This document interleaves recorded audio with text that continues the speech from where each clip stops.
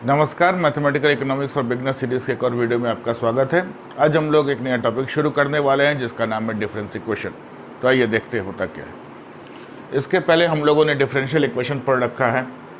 Differential equation और difference equation दोनों के दोनों जो है वो डायनेमिक इकोनॉमिक्स के पार्ट है। डिफरेंशियल इक्वेशन में हम लोगों ने क्या पढ़ा था? Change in variable y with respect to time t। Difference equation में भी हम वही स्टडी करते हैं, लेकिन दोनों में थोड़ा डिफरेंस है। आइए उस डिफरेंस को समझने की कोशिश करते हैं क्या होता है। मान लीजिए टाइम है एक हमारे पास, it is a particular point of time, और यहाँ पर एक पर्टिकुलर पॉइंट ऑफ टाइम है। इन दोनों के बीच में वेरिएबल y किस तरह से वेरी करता है, उसका नेचर क्या है, उसका हमको स्टडी करना है। जब हम डिफरेंशियल इक्वेशन में स्टडी करते हैं तो ये पॉइंट मान लीजिए t1 है और ये पॉइंट t2 है। इन दोनों पॉइंट्स के बीच में बहुत सारे छोटे छोटे फर्दर पॉइंट्स होते हैं, इंटरवल्स होते हैं। हम सारे पॉइंट्स पर उस वेरिएबल की स्टडी करने में सहूलियत पाते हैं जब हम डिफरेंशियल इक्वेशन का प्रयोग करते हैं। लेकिन कई बार ऐसी स्थिति भी आती है जब इकोनॉमिस्ट को या फिर जो रिसर्चर्स होते हैं या पॉलिसी मेकर्स होते हैं, उनको इस दोनों टाइम इंटरवल के बीच में क्या हो रहा होता है उससे कोई मतलब नहीं होता है। उनको सिर्फ इससे मतलब है कि इस पॉइंट पर क्या वैल्यू है और इस पॉइंट पर क्या वैल्यू है, बीच में क्या वैल्यू हो रही है उससे उन्हें कोई मतलब नहीं होता है। उदाहरण के लिए मान लीजिए रेवेन्यू कलेक्शन है। 31 मार्च 2021 को कितना रेवेन्यू कलेक्ट हुआ और 31 मार्च 2022 को कितना रेवेन्यू कलेक्ट हुआ, बस हमको इसी की स्टडीज़ करनी है और कुछ नहीं। बीच में कितना हो रहा है, किस महीने कितना हो रहा है, किस महीने ज़्यादा हो रहा है, किस महीने कम हो रहा है, उससे हमको कोई मतलब नहीं है। बस हमको इस 2 स्पेसिफिक पॉइंट्स पे कितना रेवेन्यू कलेक्शन हो रहा है, हमको सिर्फ इसी की स्टडी करनी है। जब हमारे पास 2 स्पेसिफिक स्टडी पॉइंट्स हैं, उसके लिए डिफरेंशियल इक्वेशन का जो रास्ता होता है वो थोड़ा सा कॉम्प्लेक्स होता है। क्यों कॉम्प्लेक्स होता है? वहाँ पे एक्सप्रेशन क्या होता है, हम dy/dt। जब ये तो हमारा छोटा सा प्रॉब्लम है, चलिए, लेकिन जब प्रॉब्लम की कॉम्प्लेक्सिटी बढ़ती जाती है, नंबर ऑफ फैक्टर्स जब बढ़ते जाते हैं, तो ये इक्वेशन जो है हमारा काफ़ी कॉम्प्लेक्स होता जाता है। इसी कॉम्प्लेक्सिटी को कम करने के लिए हमारे इकोनॉमिस्ट को, हमारे रिसर्चर्स को एक नए टूल की, कह लीजिए, एक नए रास्ते की तलाश थी, जो तलाश हमारी डिफरेंस इक्वेशन पे जाके समाप्त होती है। ये तो ही बुनियादी बात। एक चीज़ ध्यान रखिएगा कि यहाँ पे डिफरेंशियल इक्वेशन में dy/dt एक्सप्रेशन होता है, तो डिफरेंस इक्वेशन में हमारा एक्सप्रेशन क्या हो जाएगा, Δy/Δt।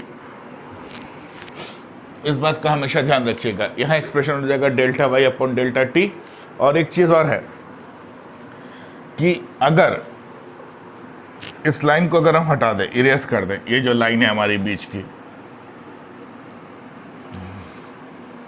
सिर्फ हम पॉइंट रहने दें, सिर्फ हम पॉइंट रहने दें, ठीक है। ये 2 पॉइंट्स हैं हमारे पास, ये 2 पॉइंट रहने दें, और हमको सिर्फ जो डेटा चाहिए, हमको सिर्फ इन्हीं 2 पॉइंट्स पे चाहिए। तो क्या हमको किसी भी प्रकार की कॉन्टिन्यूटी की आवश्यकता है? क्या किसी भी प्रकार की कॉन्टिन्यूटी की आवश्यकता नहीं है।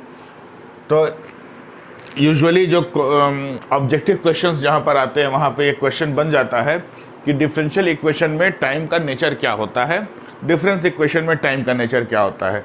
वहाँ उत्तर हमारा सीधा सीधा होगा कि डिफरेंशियल इक्वेशन में टाइम हमारा कॉन्टिन्यूअस होता है, जबकि डिफरेंस इक्वेशन में जो टाइम हमारा, ये जो टाइम हो जाएगा, ये कॉन्टिन्यूअस नहीं होकर ये डिस्क्रीट होगा। इस चीज़ का हमेशा ध्यान रखिएगा। वहाँ पे टाइम क्या होता है, यहाँ टाइम हमारा कॉन्टिन्यूअस होता है और यहाँ पर हमारा टाइम डिस्क्रीट होता है। डिस्क्रीट होता है कहने का मतलब कि जो ΔT की जो वैल्यू होगी, ΔT की जो वैल्यू होगी वो सिर्फ और सिर्फ क्या होगी, इंटीजर वैल्यूज़ होगी। इस चीज़ का हमेशा ध्यान रखिएगा। कहीं फंसाने के लिए आप लोगों को इस तरह के क्वेश्चंस दिए जा सकते हैं। ठीक है, ये तो हुआ डिफरेंस इक्वेशन की कुछ बुनियादी बातें। अब इसका मैकेनिज्म क्या है ये समझने की कोशिश करते हैं। ये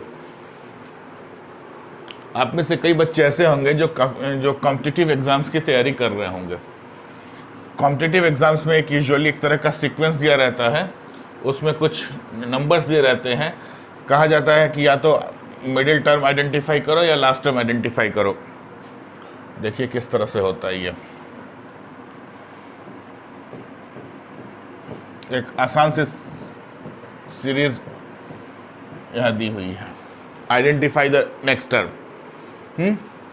सिमिलरली हमारे पास कुछ होता है 3, 6, 12, 24, 48, आइडेंटिफाई द नेक्स्ट टर्म। तो इसको हम नेक्स्ट टर्म आइडेंटिफाई करते कैसे हैं? हम करते क्या हैं इसके लिए कि जो 2 कॉन्सेक्यूटिव टर्म्स होते हैं, इन टू कॉन्सेक्यूटिव टर्म्स के बीच में कोई पैटर्न होता है, हम उस पैटर्न को आइडेंटिफाई करते हैं और after identification of that pattern हम अगला मेंबर इस सीरीज का या अगला एलिमेंट इस सीरीज का निकाल लेते हैं। ठीक है, तो कुछ इसी प्रिंसिपल पे हमारा डिफरेंस इक्वेशन भी काम करता है। आइए समझते हैं इसको। मान लीजिए ये वाली हमारी सीरीज है 3, 6, 12, 24, 48, इसको हटा दीजिए। ये वाली हमारी सीरीज है 3, 6, 12, 24, 48। ये 3 जो है ये हमारा सीरीज का पहला मेंबर है, first member of the series और सीक्वेंस व्हाटएवर। ठीक है, पहला मेंबर है तो हम कह सकते हैं। अब चलिए इसको थोड़ा सा हम इकोनॉमिक्स में कन्वर्ट करते हैं। ये पहला मेंबर है, इसका मतलब क्या होगा कि मान लीजिए कोई वेरिएबल y है हमारा, y की इतनी वैल्यूज निकल के हमारे सामने आ रही है डिफरेंट टाइम इंटरवल्स। ठीक है, तो हम कह रहे हैं कि पहला मेंबर हमारा 3 है, तो क्या हम ये इन्फरेंस नहीं निकाल सकते हैं कि at when time t is equals to 0 then y is equals to 3? एकदम निकाला जा सकता है। Similarly when t is equals to 1 y is equals to 6, t is equals to 2, then it is 12। कुछ इस तरह से हम इसको इकोनॉमिक लैंग्वेज में इस तरह से बोल सकते हैं। अब देखिए, ये अगर पहला सदस्य है, if it is the first member, तो इसको हम इनिशियल कंडीशन भी कह सकते हैं। कोई शक? जब हम इसको इनिशियल कंडीशन को हम y0 से डिनोट करते हैं, तो इसको हम किस चीज़ से डिनोट करेंगे? y1 से डिनोट करेंगे। इसको किस से डिनोट करेंगे? हम y2 से डिनोट करेंगे, एंड सो ऑन। क्लियर है? अब चलिए, अब देखते हैं इन सबके बीच अब रिलेशन एस्टैब्लिश करने की कोशिश करते हैं। y0 is equals to 3, y1 is equals to 6, y1 is equals to 6। ठीक है, तो y1 को हम क्या लिख सकते हैं? 2 इंटू y0 लिख सकते हैं। ठीक है, कोई डाउट नहीं है। सिमिलरली y2 को हम क्या लिख सकते हैं? 2 इंटू y1 लिख सकते हैं।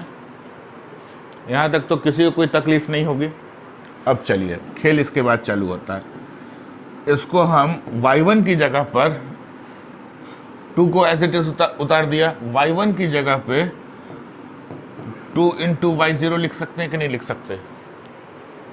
y1 की वैल्यू 2, y0 उस वैल्यू को यहाँ पुट कर दिया। ठीक है, is equals to 2 square y0 हो गया कि नहीं हो गया?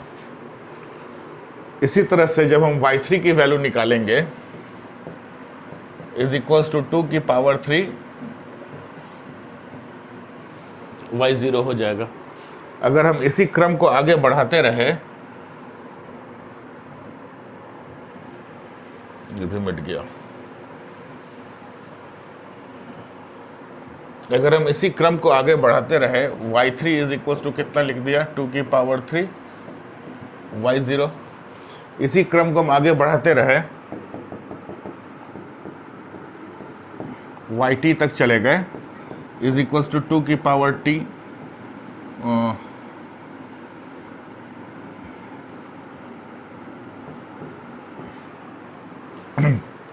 इस तरह से लिखा जा सकता है कि नहीं लिखा जा सकता है?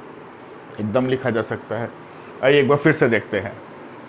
जब y1 है यहाँ पर तो इसकी पावर कितनी हो गई? 1 है यहाँ पे। जब 2 है तो पावर कितनी हो गई? 2 हो गई। इसी क्रम को आगे बढ़ाएंगे, जब 3 होगी तो पावर कितनी होगी? 3 होगी। तो जब हम इसी क्रम में आगे बढ़ते जाएंगे तो यहाँ जब अगर t है तो यहाँ भी तो t होगा। अब कुछ बच्चों के मन में ये सवाल उठ रहा होगा कि यहाँ तो 0 है तो 2 की पावर 0 कहाँ है? अरे भैया 2 की पावर 0 यहाँ छिपी हुई है। It is latent here, hidden here. 3 into 1 लिख सकते हैं, 1 की जगह 2 की पावर 0 लिख सकते हैं, हो गया। उसी तरह से ये हमारा सीक्वेंस पूरा होता है। आइए अब आगे चलते हैं हम लोग। अभी तक जितना भी हम लोगों ने देखा है उससे क्या हम ये निष्कर्ष निकाल सकते हैं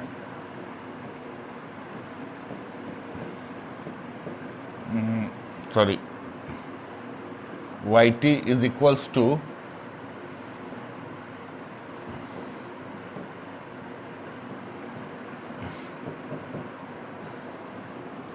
हमारा पिछला निष्कर्ष क्या था? Y T is equals to 2 की पावर टी इंटू y0, यही था ना? पिछले स्लाइड में क्या था हमारा?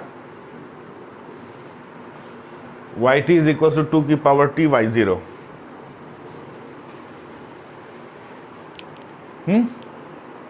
कोई शक यहाँ पर? अब ये देखिए 2 की जगह हमारे पास b है।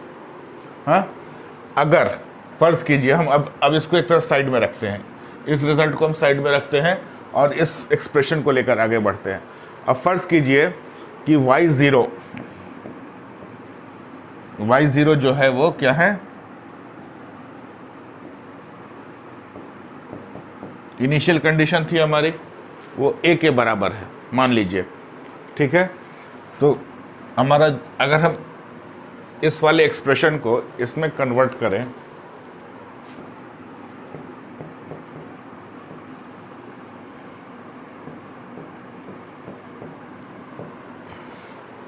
इस तरह से लिख सकते हैं कि नहीं लिख सकते? समझने की कोशिश करते। इनिशियल कंडीशन क्या है हमारी? a। तो यहाँ पर a की जगह यहाँ y0 जो था, y0 की जगह हमने a लिख दिया, ठीक है। ये y0 लिखा हुआ है यहाँ पर, y0 की जगह a लिख दिया। और यहाँ पर b है, 2 इंटू 3 6, 2 इंटू 6 12, 2 इंटू 12 24। वो जो 2 था उस 2 की जगह यहाँ पर b है, तो b की पावर t, इसको ऐसे लिख दीजिए। अगर किसी को कोई डाउट हो रहा है तो डिफरेंशियल इक्वेशन वाला जो वीडियो है वहाँ पर चीज़ें थोड़ी स्पष्ट हो जाएंगी। उनको अगर आप देख लेते हैं तो चीज़ें थोड़ी स्पष्ट हो जाएंगी। तो इस तरह से हम लिख सकते हैं। कुछ किताबों में इसको इस तरह से भी लिखे हुए हैं। तो एकदम परेशान नहीं होना है, चिंतित नहीं होना है, दोनों ही सही हैं और आप कोई भी मेथड अडॉप्ट कर सकते हैं। यहाँ पर लेकर जो हमारे टीचर्स हैं वो बहुत ज़्यादा इस चीज़ को लेकर कंजर्वेटिव नहीं है, परंतु अगर चॉइस की बात है तो मेरी सलाह ये होगी कि आप लोग इस पर स्टिक करें। क्लियर है? इसका मतलब कि ये जो होगा सॉल्यूशन होगा a इंटू बी की पावर t जो होगा हमारा डिफरेंस इक्वेशन का सॉल्यूशन होगा। लेकिन चीज़ें इतनी आसान भी नहीं हैं कि हम इतने में निपट जाएं। अब आसान नहीं है तो इसका मतलब चीज़ें कठिन है नहीं, चीज़ें जो हैं इससे भी आसान है। आइए समझते हैं।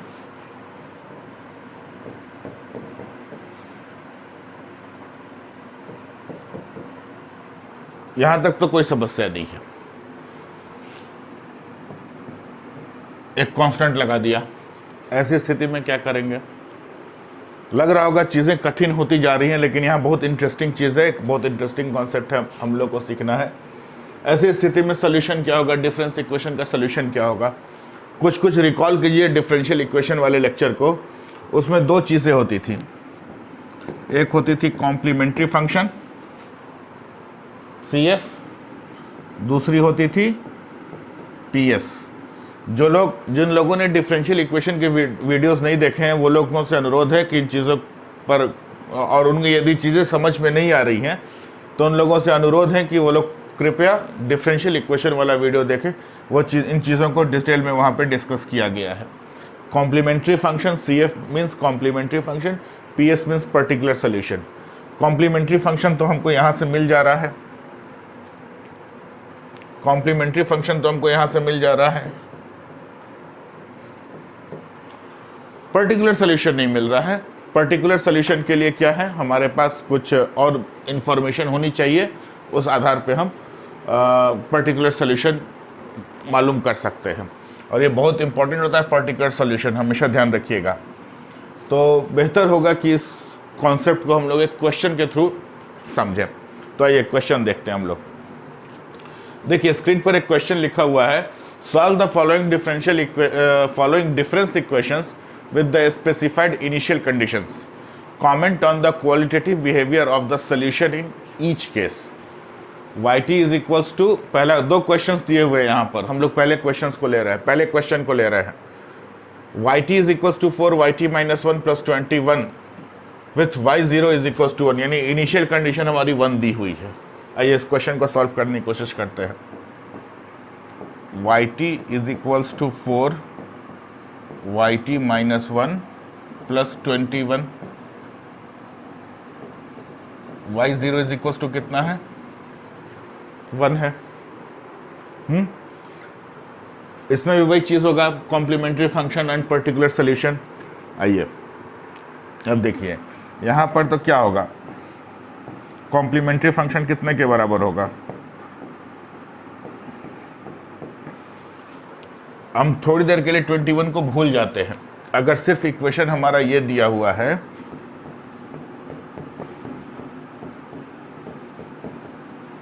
इतना दिया हुआ है मान लीजिए, तो फिर हमारा रिजल्ट इतना होगा कि नहीं होगा, a इंटू 4 की power t, Yt is equals a into 4 की पावर t होगा कि नहीं होगा कॉम्प्लीमेंट्री फंक्शन। नहीं समझ में आया तो पिछले कुछ वीडियोस को, अभी जब से शुरू हुआ ये लेक्चर, उस समय का थोड़ा देर का वीडियो देखिए, कॉन्सेप्ट क्लियर हो जाएगा। Complementary function is equals to a into 4 की पावर t। अब भैया a कहाँ से आया, 4 तो चलो समझ में आता है, ये t कहाँ से आया, ये इन सारी चीज़ों को उसमें डिस्कस किया गया है। ठीक है,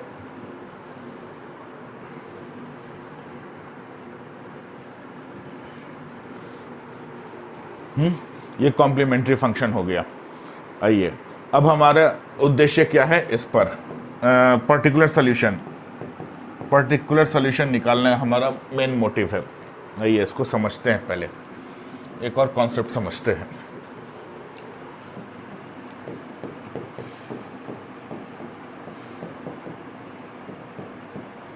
कुछ ऐसा ही था, इसको हम ऐसे लिख सकते हैं, Yt minus 4 Yt minus 1 is equals to 21। इसको इधर ले गए, माइनस साइन हुआ और ये 21 का 21 रह गया। ऐसा तो बड़े आराम से लिखा जा सकता है।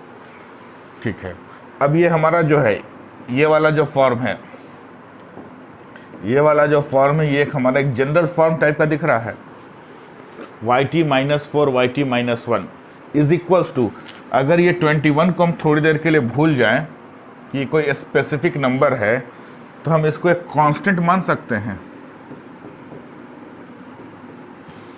21 इज अ कांस्टेंट मान सकते हैं। अब इसी जनरल फॉर्म को हम कुछ इस तरह से लिख सकते हैं, further Yt plus 1 minus 4 Yt is equals to, जब ये जनरल फॉर्म पे वहां 21 था तो यहां भी 21 ही होगा।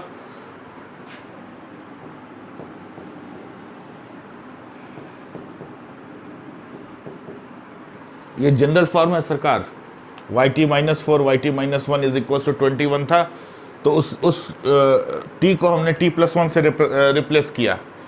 इसको हम फर्दर इस तरह भी लिख सकते हैं। अब t को आप कहेंगे कि सर आपने t प्लस 1 से रिप्लेस किया, हम तो t माइनस 1 से रिप्लेस करेंगे, तब रिजल्ट क्या होगा, तो भी रिजल्ट यही होगा, Yt minus 1 -4yt-2 is equals to 21। ये रिजल्ट आने वाला है। यानी आप कैसा भी एक्सप्रेशन रख लीजिए, रिजल्ट हमारा 21 ही आने वाला है, जो कि एक कांस्टेंट रहेगा। ऐसी स्थिति में हमारे सामने चुनौती क्या है, इसकी वैल्यू निकालना। जब भी हमारे सामने इस तरह की चुनौती आती है, ये समझाने के लिए एकदम, और एक शॉर्टकट फार्मूला भी बताएंगे इसके बाद। जिन बच्चों को ये कॉन्सेप्ट समझ में नहीं आ रहा है, उनके लिए एक चौर रास्ता भी बताया जाएगा। यानी हम कुछ भी रख लें वैल्यू, हमारा रिजल्ट क्या कांस्टेंट आने वाला है। इसका क्या ये मतलब नहीं निकाला जा सकता है कि yt is equals to yt minus 1 is equals to yt minus 2। यानी ऐसा सीक्वेंस या ऐसा सीरीज मिलेगा जिसके सारे टर्म्स एक हो सकता है कि नहीं। अगर हमारे पास सीक्वेंस है 3, 6, 12, 24 एक सीक्वेंस है, एक या एक सीरीज है, तो ये भी तो एक सीरीज हमारे पास है, ये भी तो सीरीज संभव है। 3, 3, 3, 3 की एक सीरीज भी तो संभव है। उसी तरह से जहां पे देखिए सारे टर्म्स बराबर है कि नहीं बराबर है। ऐसी स्थिति में हम क्या करते हैं, इज इक्वल्स टू एक कांस्टेंट डी रख देते हैं और पूरे उसको, अब हमारे पास क्या हुआ, yt माइनस 4yt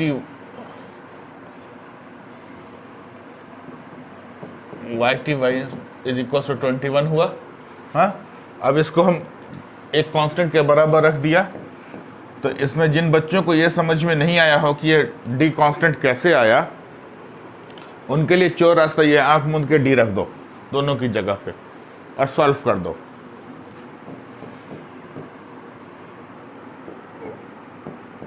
इसको सॉल्व करेंगे, D minus 4d is equals to minus 3d is equals to 21, d is equals to minus 7। यही हमारा जो है d is equals to minus 7 है, यही हमारा जो होगा क्या होगा, पर्टिकुलर सॉल्यूशन होगा। और ये इम्पॉर्टेंट इसलिए है, आगे देखेंगे क्यों इम्पॉर्टेंट है, -7। तो हमारा सॉल्यूशन क्या हो जाएगा, वहाँ पर क्या आया था, a इंटू 4 की पावर t -7। ये हमारा जनरल सॉल्यूशन होगा। अब स्पेसिफिक सॉल्यूशन की बात करते हैं। स्पेसिफिक सॉल्यूशन के लिए क्या चाहिए, हमारे को इनिशियल कंडीशन चाहिए। इनिशियल कंडीशन क्या था, initial condition y0 is equals to 1 था। आइए, y0 इज इक्वल्स टू 1 का मतलब क्या होता है, y0 इज इक्वल्स टू 1 का मतलब क्या होता है कि at t is equals to 0, at t is equals to 0 y की वैल्यू कितनी थी, 1 थी। चलिए रख देते हैं, 1 is equals to t is equals to 0, 4 की पावर 0 कितना हो जाएगा, 4 की पावर 0 1,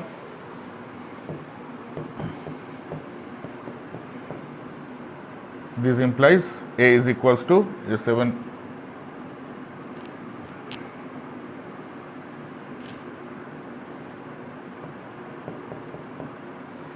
तो हमारा अब इसमें 8 पुट कर दीजिए,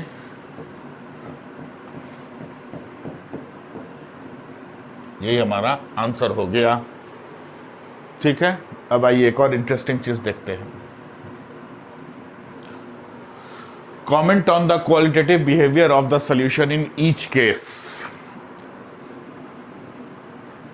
8 इंटू 4 की पावर t, इसके बिहेवियर पर हमको कमेंट करना है। आइए, बिहेवियर पे कमेंट करने के लिए सबसे बढ़िया तरीका क्या है कि उसका हम ग्राफ ट्रेस कर लें। ग्राफ ट्रेस कर लेंगे तो हम इजीली उसको पिक्चर देखकर काफ़ी कुछ जान सकते हैं। आइए देखिए, ये हमारा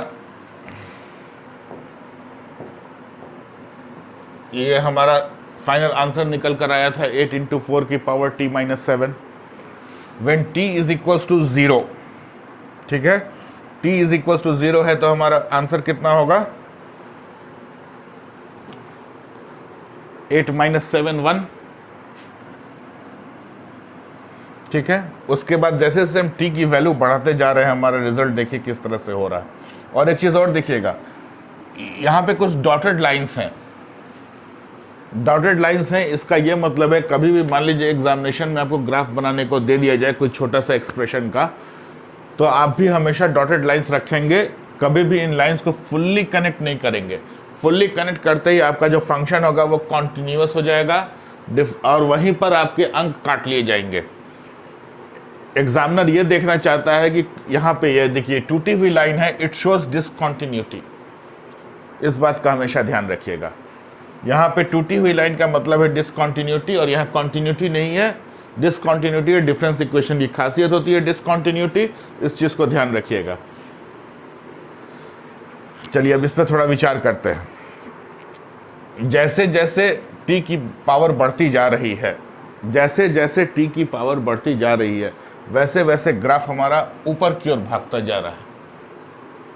ठीक है, अब यदि यही t की पावर अभी कितनी है, यहाँ पर 4 है, 4 की पावर 4 कितना होगा, 16 इंटू 16 256 इंटू 8 - 7, कोई बड़ा सा नंबर होगा कोई। अगर इसका पावर 5 कर दिया जाए तो 256 इंटू 4 इंटू 8 - 7, आप सोच लीजिए कहाँ जाएगा ये ग्राफ कहीं स्क्रीन के ऊपर चला जाएगा। इसका मतलब कि ये जो सिस्टम जो है वो एक्सप्लोड कर रहा है, भाग रहा है बाहर की तरफ। ठीक है, कोई भी चीज़ अगर बाहर की तरफ भाग रही है, यह एक पॉइंट है मान लीजिए, इस पॉइंट पर कोई भी चीज़ स्थिर रहती है, अगर इससे ये दूर होती जा रही है, ये अलग अलग लाइन बना के दिखाया गया कि अलग अलग कंडीशंस अलग अलग स्टेट पर है, बाद में इन लाइनों को मर्ज भी कर सकते हैं। अगर ये दूर जा रही है तो सिस्टम स्टेबल है कि अनस्टेबल है? ये सिस्टम अनस्टेबल है, बार बार मन भाग रहा है, तो मन चंचल है कि स्थिर है? मन चंचल है, बेहद चंचल है, तो सिस्टम भी चंचल है। चंचल सिस्टम को हम स्टेबल कहेंगे या अनस्टेबल कहेंगे? अनस्टेबल कहेंगे। इस तरह इसके लिए शब्द है एक्सप्लोड। System is exploding. जब एक्सप्लोड होगा तो चीज़ें स्थिर कैसे रहेंगी? अनस्टेबल होंगी। एक्सप्लोजन के बाद क्या होता है? एक्सप्लोजन के समय क्या होता है? एक्सप्लोजन के बाद क्या होता है? चीज़ें तितर बितर हो जाती हैं, वही चीज़ है। आइए अब अगला सवाल देखते हैं।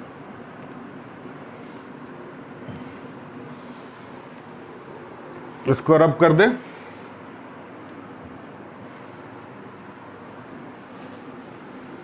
चलिए इसको यहीं पे छोटे से में करने की कोशिश करते हैं।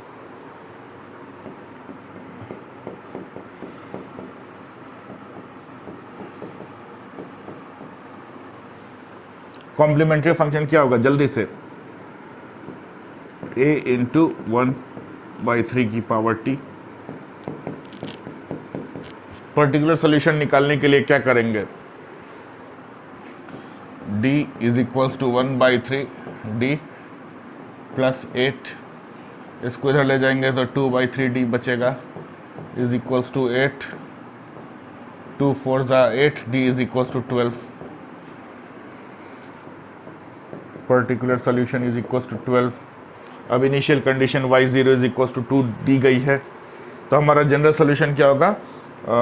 a इंटू 1/3 की power t plus particular solution 12। हाँ, पिछले क्वेश्चन में हम लोगों ने कहा था जो पर्टिकुलर सॉल्यूशन आता है उसका क्या इंपॉर्टेंस देखेंगे, ध्यान वो उसकी चर्चा भी हुई नहीं, अभी होगी चर्चा अभी उसकी। ठीक है, अब initial condition y0 is equals to 2, चलिए रख दिया जाए।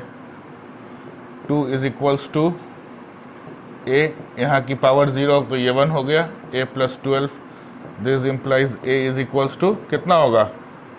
-10 होगा ना, -10 होगा। तो हमारा सॉल्यूशन क्या हो जाएगा? सॉल्यूशन हो जाएगा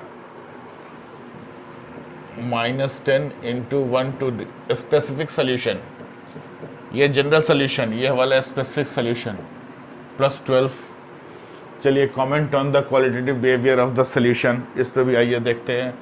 इसका भी ग्राफ यहाँ पर देखिए, -10 इंटू 1 टू द पावर 3 की पावर t प्लस 12, इसका ग्राफ देखिए किस तरह से है। यहाँ से शुरू होते होते होते होते ये एक इक्विलिब्रियम वैल्यू की तरफ, ये जो 12 जो है हमारा, दिस 12 जो पर्टिकुलर सोल्यूशन आया था, ये इक्विलिब्रियम वैल्यू को भी डिनोट करता है। इस बात को ध्यान रखिएगा। यहाँ पे ग्राफ जो है हमारा, ग्राफ जो है 12 की तरफ जा रहा है, 12 की तरफ पहुँचने की कोशिश कर रहा है। जब कोशिश कर रहा है, जब स्टेबल यानी इक्विलिब्रियम की ओर पहुँचने की कोशिश कर रहा है, इक्विलिब्रियम मतलब एक संतुलन की स्थिति आ जाएगी। जब संतुलन की स्थिति आ जाएगी तो सिस्टम क्या होगा हमारा, स्टेबल होगा, क्या अनस्टेबल होगा, सिस्टम हमारा स्टेबल होगा। तो अब प्रश्न ये उठता है कि अगर हमको स्टेबिलिटी या अनस्टेबिलिटी निकालनी है तो इतना एक्सरसाइज करना ज़रूरी है क्या, इतना लंबा चौड़ा एक्सरसाइज करना ज़रूरी है क्या? तो इसका उत्तर है बिल्कुल भी नहीं। कैसे इसको डिटरमिन करते हैं, अब इस पूरे एक्सप्रेशन को ध्यान से देखिएगा। चलिए यहाँ थोड़ा बोल्ड लेटर में लिख देते हैं, Y T is equals to -10 into 1 to +12। और जो पिछला एग्जाम्पल था उसको भी लिखते हैं, वहां पर अनस्टेबिलिटी थी, यहां पर स्टेबिलिटी है। 4 की पावर t -7। अब ध्यान से देखिएगा, या इसको नेक्स्ट स्क्रीन पे लिख दे, साफ साफ नेक्स्ट स्क्रीन पे लिखते हैं। चलिए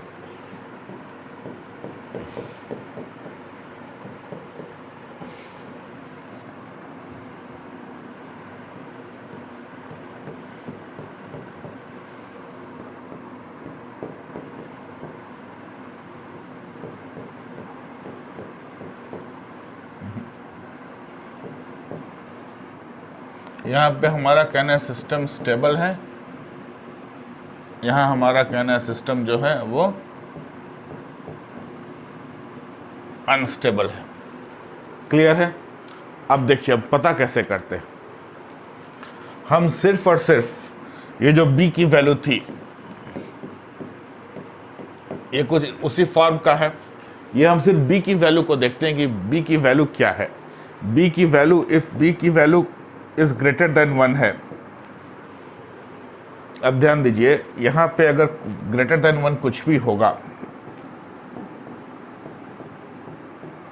अगर ये ग्रेटर देन 1 होगा, 2 3 4 5 6 कुछ भी होगा, तो ये वैल्यू भागती जाएगी कि नहीं भागती जाएगी ऊपर की तरफ?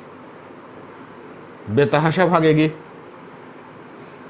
ठीक है, अगर 2 की, मान लीजिए t इज इक्वल टू 2 है, वर्ष कीजिए t इज इक्वल टू 2 है, b इज इक्वल टू 2 है, तो 2 2 4, 4 इंटू a कुछ भी हो सकता है।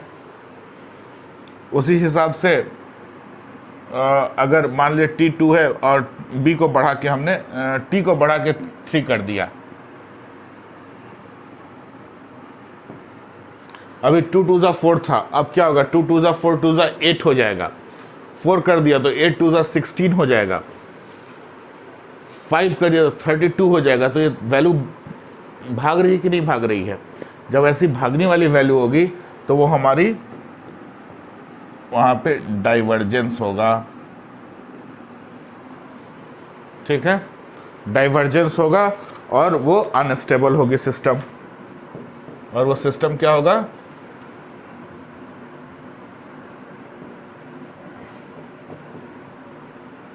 अनस्टेबल होगा when b is greater than 1। अब यहां पर क्या है, b is between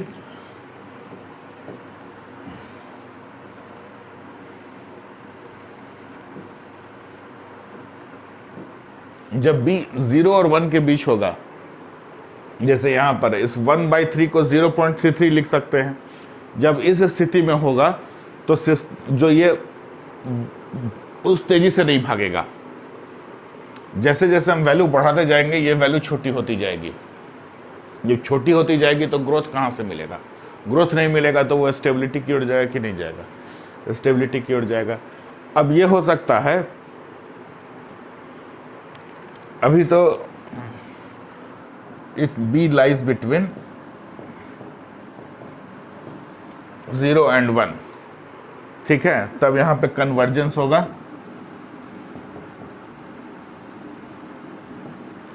कन्वर्जेंस होगा और सिस्टम क्या होगा, स्टेबल होगा। अब इस डाइवर्जेंस और कन्वर्जेंस इन दोनों के लिए एक और इसके आगे आप एक एडजेक्टिव जोड़ लीजिए, यूनिफॉर्म डाइवर्जेंस। यूनिफॉर्म कन्वर्जेंस, दो तरह का, एक तरह का और डाइवर्जेंस और कन्वर्जेंस होता है, ऑसिलेटरी कन्वर्जेंस और ऑसिलेटरी डाइवर्जेंस। उसके बारे में हम लोग अगले वीडियो में जानेंगे। तो यहाँ तक तो चीज़ें स्पष्ट हैं, तो इस वीडियो को यहीं रोकते हैं। ये वीडियो वो कैसा लगा हमें कमेंट करके ज़रूर बताइएगा। अगर अच्छा लगा होगा तो अपने दोस्तों के साथ शेयर करें ताकि वो भी इस तरह के वीडियोस का लाभ ले सके। मिलते हैं अगले वीडियो में कुछ और कॉन्सेप्ट्स के साथ, एक तरह का रिवीजन भी होगा अगले वीडियो में पूरे कॉन्सेप्ट्स का। तब तक के लिए जय हिंद।